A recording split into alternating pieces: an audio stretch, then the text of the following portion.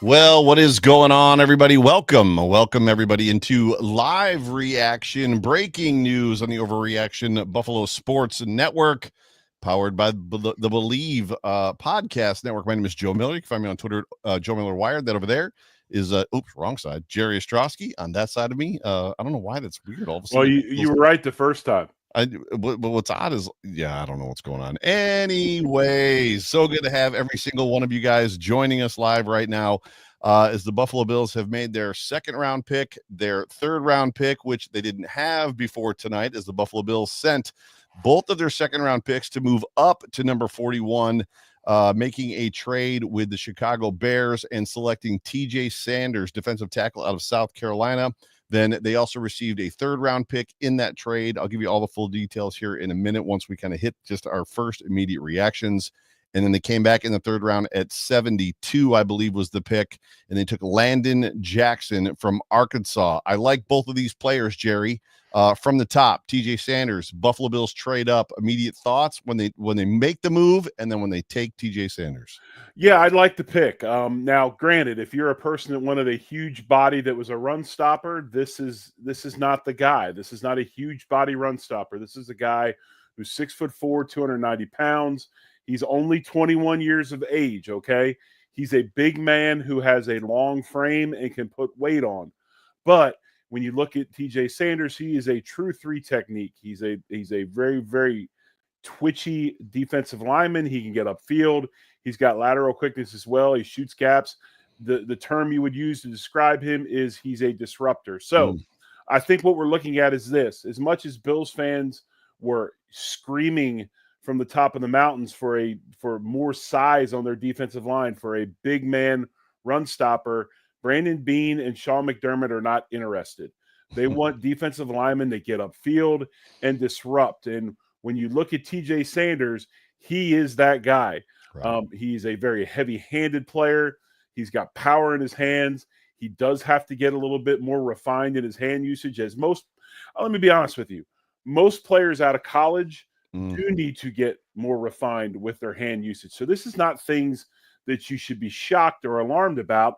It's part of the maturation process. But, the one thing about this is it kind of says to me anyway that last year's third-round pick, Dwayne Carter, will probably be the choice to go over and back up Daquan Jones at the nose guard position.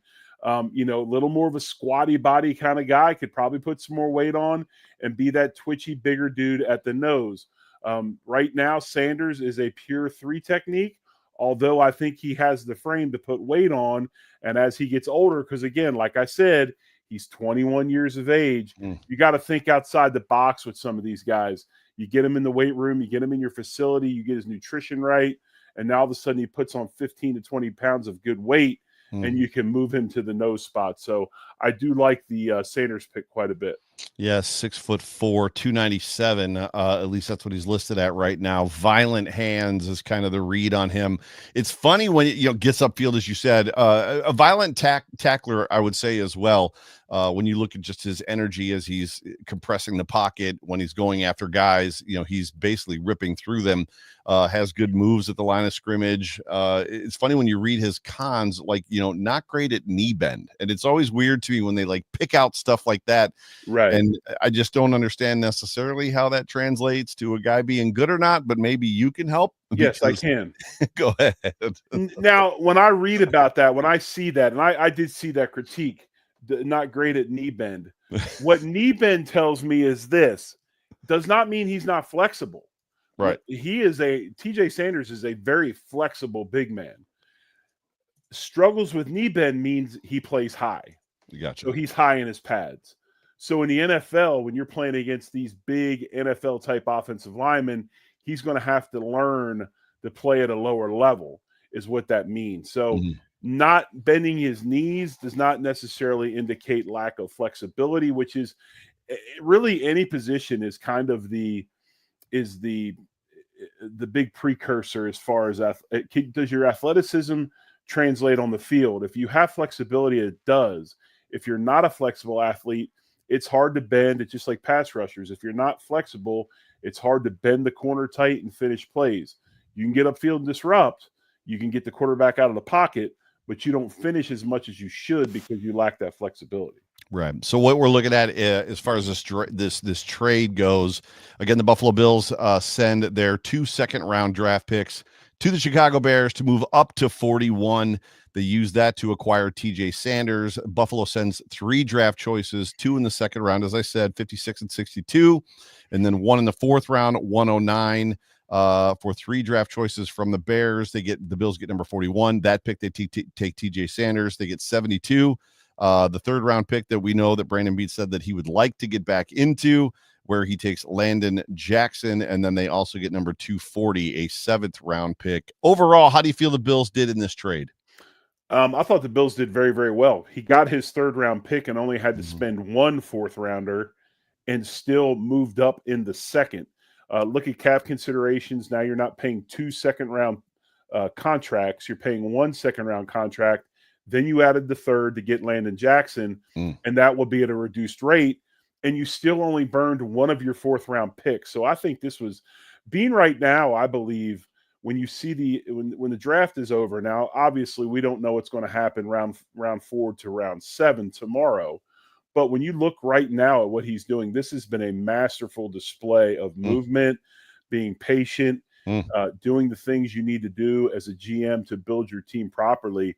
I think right now this is an A+ draft for Brandon Beane. Yeah, it's interesting. We'll get into Landon Jackson in a second, but I want to start with Landon Jackson here. When you look at what Brandon Beane has done, one of the last mocks that I saw, and this is not disparaging towards Joe Marino. Clearly, all of this is so much of a crapshoot and a gamble, and you're throwing darts at a dartboard. That's why guys that do this every year like crazily, and you did it this year, do many mock drafts, and we see so many of them, and it kind of has become a little bit of a joke for those of us like me that don't do mock drafts. Right. But the last three picks that I saw Joe Marino had, they were almost major to relative reaches, and I tweeted back at Joe's like, am I reading this wrong based on where the guys you have are projected versus where the Bills picked them? And then you look what the Bills did, what Brandon Beane did, clearly taking Hairston, then getting TJ Sanders and Landon Jackson, who's projected to be or was projected to be a 2nd round draft pick.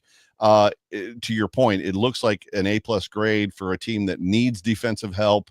In Josh Allen, we trust on the offense, but for all intents and purposes, they need defensive help. But talking about Landon Jackson, you called it. So everybody knows, Jerry Ostrowski texts me, the Bills pick is in, and Jerry sends me the text. They're going to take the dude, the edge rusher from Arkansas, and bing, it happened. Thoughts on Landon Jackson? Well, again, like TJ Sanders, Landon Jackson is a prototype Buffalo Bills defensive end. They met with him at the Combine. They had him in for, I believe, a top 30 visit, met with him again at some point also. So this was a guy that was very, very valued by the franchise, 6'7", 280. Big old boy. He's a senior, but he is only 22.3 years of age. He's still a young 22-year-old, so he's got a lot of football left under him.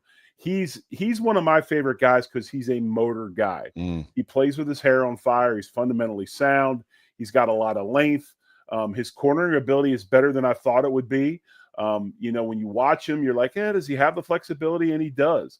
Now, he doesn't have a huge overall pass win percentage. It's been kind of low throughout his career. But as we know, what do the Bills like at their defensive ends? Do they want Leonard Floyd was an anomaly. Von Hayes was, Von Miller. I said Von Hayes, by the way, former Philadelphia Philly outfielder. Von Miller was an anomaly. They like compression style physical defensive ends, i.e. Greg Rousseau. This is Greg Rousseau light. Could be as good or better than Greg Rousseau. Yeah. He plays the run very, very well. You look at him and the things that he does, he fits right in with the group. And, you just have to understand kind of what the franchise is wanting to do and their style of defensive ends. The way they rush much more in lanes and contain. They don't just let their guys freelance to go get the quarterback. And that shouldn't be shocking knowing how McDermott is. He plays the percentages. I think he dabbles in the analytics quite a bit.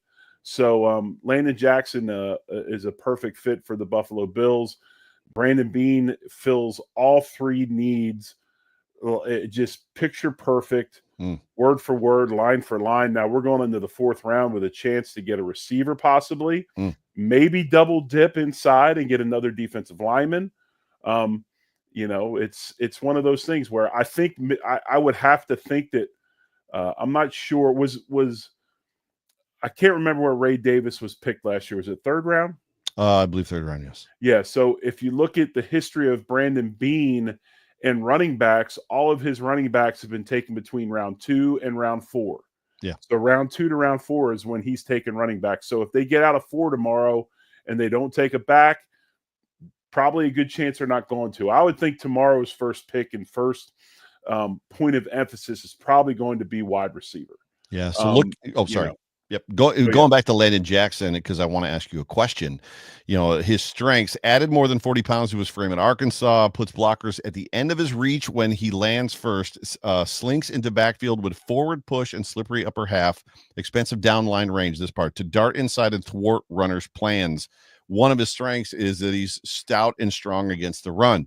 TJ Sanders, stout and strong against the run. Greg Rousseau, stout and strong against the run. It seems like there's a theme here. Yes, definitely. And because the Bills, the way they play defense, you have to keep going back to the 4-2-5. Okay, they will play. They're asking a nickel corner to make plays in the B gap. Okay, they're asking Terrell Bernard, who's a undersized middle linebacker, to make plays. Matt Milano, when healthy, is not the biggest of linebackers. Okay, right. They are a speed downhill slashing type of defense. Landon Jackson can play that style. This is not a two-gapping defensive end. TJ Sanders is not a two-gapping defensive tackle. These are upfield dudes. And like I said, I think what the TJ Sanders drafting of him does is it's going to tell Dwayne Carter that you're probably going the nose. And to be honest with you, that's probably where he needs to be. Yeah. Watching him last year, he can play 3 technique in a pinch. But honestly, that's probably where he needs to be. Gotcha. You brought this up last night just in conversation, and one of the weaknesses for Landon Jackson that is talked about is unable to generate consistent speed to power push due to limited leverage. Now, two questions on this one. Explain for the listeners, the fans that are like me, what you mean by speed to power. So unable to generate speed to power. And then the second part of that question is, due to limited leverage, is that something he can learn to correct, the leverage? So what is speed to power, and can he correct it? Let's go to the second part first, because it ties into something you talked about earlier. The comment you made, the not inability to, or the lack of knee bend. Yes. Lack of knee bend, I said, does what? Makes you play high, correctly? Right. Yep, tall. So if you're playing high, it's hard to have leverage when you're 6'4" and you're playing at full height. Okay, so that's where the lack of leverage comes from. Dropping the pad level, dropping the helmet level, bending the knees, and being able to play at a lower plane. Speed to power is, a lot of times it's a term we talk about outside. Landon Jackson can go speed to power. And what that is say TJ Sanders is lined up in a 3 technique and they pass set and he rushes outside like he's going to try to get the outside shoulder of the lineman in front of him. And that lineman does a really good job of taking that away. Speed to power is he's going to try to speed rush. He sees it's taken away. He puts his foot in the ground and comes downhill and then tries to run the offensive lineman over, or that's where the whole term compression of the pocket comes from. So with his inability or not wanting to bend knees, that affects leverage. Lack of leverage affects speed to power. So that's where they all tie together. Very good. That's actually a very good description. That helps a ton. I don't know that I've got anything necessarily. Is there a player that was available at either of those 2 spots that you would have preferred the Bills take? No, I don't think so. I think the Bills did a good job. The one guy that I did like was the and I'm gonna get his name here in a second, but the guy that I did really like, that I thought was intriguing, that maybe the Bills would mess with, but of course they had to go to a edge player, because they already had the interior guy. And I thought maybe when they picked TJ Sanders, this guy would be available, and he was Darius Alexander, the player from Toledo, 6'4", 310 pounds, really, really athletic, was comped as kind of a Chris Jones type body type, Chris Jones type player. Tons and tons of production in college. If you look at his PFF grades, in 2022, he finished the season 100th out of 860 D-line with a 77.5 average. His second season, he bumped up to 43rd with 80.6. This season, Alexander played at 90.1%, was the third-ranked defensive lineman in the country grade-wise by PFF. So I think that he's a guy that, if they'd have taken him over TJ Sanders, I wouldn't have had a problem. But I will say this. Here's another thing that I hope everybody has seen. There was a joke earlier. Eagles were up on the podium, right, Joe? Mm-hmm. They just re-signed Cam Jurgens to a huge contract center. Yep. Like this on the NFL.com board. I watch the NFL broadcast, not ESPN. Mm-hmm. It's a much better broadcast. On the NFL broadcast, they had a center from Ohio or a center from Georgia or a center from Alabama rated second or third, and Charles Davis made the comment. He goes, "Well, we're going to break, but we all know how he's going to draft another SEC lineman, right?" And if you look at what Brandon Beane has just done, what did he do? All three picks play in the premier football conference in the country, the SEC, right. Because as they say, Joe, it just means more.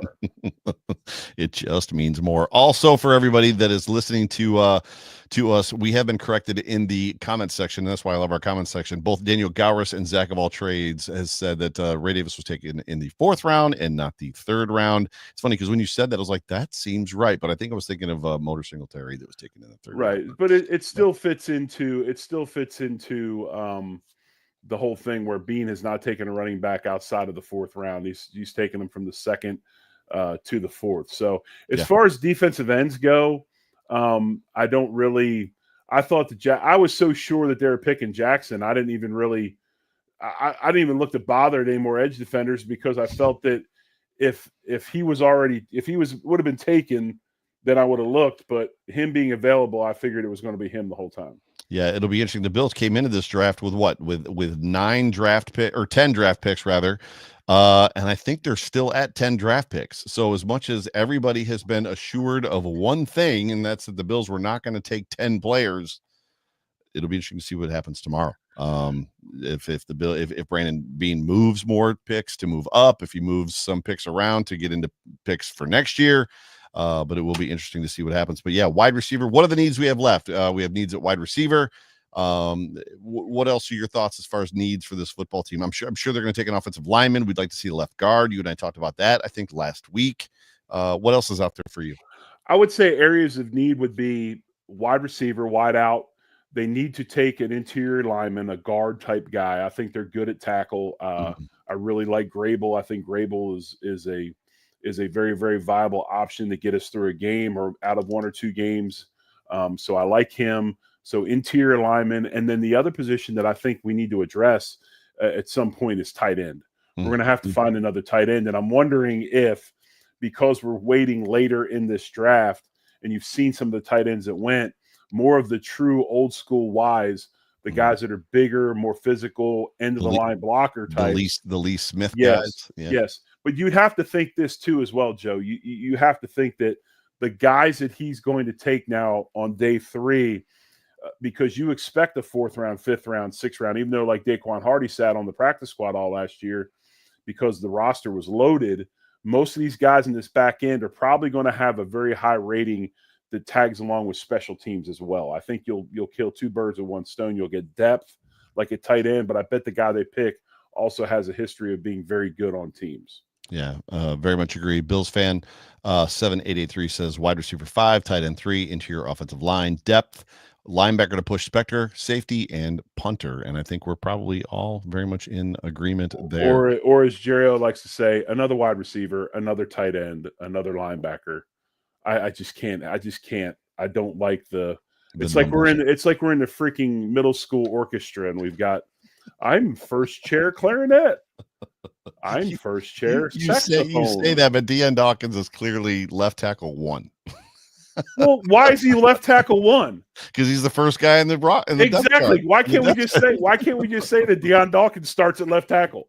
Because that's what he does. Then who's the number 2 left tackle? Who's the first guy off the bench? His backup. Grable's his backup. It's so amazing. No, that's the one thing that hacked me off about freaking Friday Night Lights. That's who started all that crap. That's who started all of it, was Friday Night Lights. Drives me nuts. And by the way, folks, if you're following real quick, I know you got to go. You got a million things to do. You're the most popular man in Western New York. Hell, you should run for mayor of Hamburg. Going to bed. You should run for mayor of Hamburg. It's Friday night. What are you going to bed for? I got to be up at 6 a.m. tomorrow. I got to be up at 6. You ain't got nothing to do. If you're following, I love this show. Like John Cena last night. I love this show. We're going to keep going. Off the air. How long are we going to have to do this? Sold his boy down the river. Wow. He knows I got him. That's what happens when you miss. That's what happens when you got to skip out for some ridiculous excuse like family and a wedding. I mean, really, what are you trying to do? If you're following the Shedeur Sanders saga, Pittsburgh just picked in the 4th round, and Shedeur did not get picked. 4th round? No, they didn't. Third, excuse me. Yeah. Shedeur did not get picked in the 3rd round. So the draft is over as we elaborate. It's not over. It's got a lot more to go, and I would say probably the next area or next spot he may get picked is 26th, which is 90th overall to the LA Rams. But this Shedeur Sanders thing is wild. Yeah, man. it's pretty crazy. Wild. We'll get into that. So there will be no overreaction shows tomorrow, being Saturday, or today if you're listening to this podcast. Or are you going to do one? No, I'm just reading the comments. I should have never looked. Oh, gotcha. I should have. And then we're going to do a complete draft wrap up on Sunday on the Overreaction Buffalo Sports Show. And then I'm working on a guest for On the Beat. This is probably an appropriate week to have an On the Beat guest. So I'm working on that. So, but with that, any final words before I get us out of here? No, I think that the Bills did a really good job. And if you're going to sit there and hammer the draft picks, what more do you want? He addressed every need. He got high-rated players at every position. And whether they're first-round picks or seventh-round picks, everybody has to prove themselves and go through the process. None of us know how any of these guys are going to turn out. And none of them on paper are like, wow, I can't believe we did that. He picked all needs in the appropriate spots. I don't know what to tell you folks that are upset. I don't know what to tell you. At the end of the day, the Bills took John McCargo in the 1st round and Kyle Williams in the 5th round. McCargo was gone after, I think, 3 years. Right. Kyle Williams played for 10 or 12 years. Right. And then you've got Kaiir Elam in the 1st round and Christian Benford in the 6th round. And Christian Benford just signed his 2nd contract, generational wealth. And Kaiir Elam gets bounced out to Cowboys for what, a 5th round draft pick? In 1991, the Kansas City Chiefs drafted 3 linemen all in succession. 8th round, 9th round, and 10th round. John Jennings in the 8th round, Jay Leuenberg in the 9th, and some dope named Jerry Ostrowski in the 10th. They kept John Jennings on the practice squad that year. They cut me and Jay Leuenberg. Jennings was on the practice squad 1 year and never made it. Jay Leuenberg and I played a combined like 18 years in the league. Right. Okay. Nobody knows. You just don't know. You just don't know. So at this point in time, be excited about the value he got, the trade that he made, and the expectation or the promise of the players that we're looking at. So be excited he didn't take a punter. Okay. He didn't take a kicker. He didn't take what he got everybody he needed, and every player was highly rated, and every player was not a reach at the position and time that they were taken. Hallelujah. Hallelujah. Ladies and gentlemen, thank you so much for joining us for this Overreaction breaking news update as the Bills have taken TJ Sanders in the 2nd round, Landon Jackson in the 3rd round. Join us on Sunday for the Overreaction Buffalo Sports Show, where we are going to recap. Me, John, and Jerry will recap the entire Buffalo Bills draft for 2025. Have some fun tomorrow. Eat some potato chips. Enjoy the day in front of your television. All that good stuff. But for me, for John, for Jerry, for all of us here at Overreaction, go Bills. Much love. Go Bills. Go Bills.